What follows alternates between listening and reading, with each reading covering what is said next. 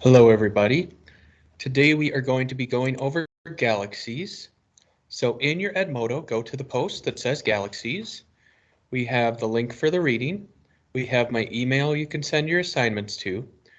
And we have the practice questions. So let's take a look at galaxies. So a galaxy is a very large group of stars held together by gravity.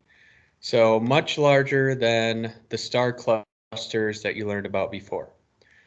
A galaxy contains up to a few billion stars. So our solar system is located in the Milky Way galaxy, and it's so large that if our solar system were the size of our fist, the galaxy's disk would be wider than the entire United States. So we're pretty small compared to, well, relative to the galaxy that we live in. There are several different types of galaxies, and there are billions of galaxies in the universe. So galaxies are going to be divided into three types, according to their shape. So we have spiral, elliptical, and irregular. So spiral, as you can see, it's kind of a spiral shape, rotating disk of stars and dust. In the center, you have this dense bulge of material, and then you have these spiral arms coming out from the center. So spiral galaxies have a lot of dust and gas and many young stars. All right. The closest spiral galaxy, the Andromeda Galaxy, is 2,500,000 light years away and contains 1 trillion stars.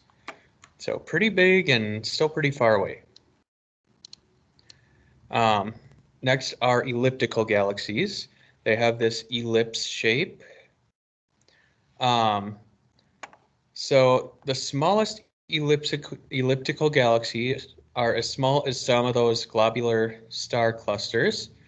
Giant galaxies contain over 1 trillion stars.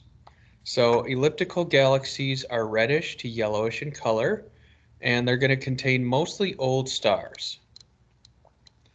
So any that doesn't fit in the two previous categories is called an irregular galaxy. All right. So the way they get irregular is most of them used to be a spiral or elliptical galaxy, but then they got deformed somehow, either by gravitational attraction to a larger galaxy, or by collision with another galaxy. So dwarf galaxies are smaller galaxies that only contain a few million to a few billion stars.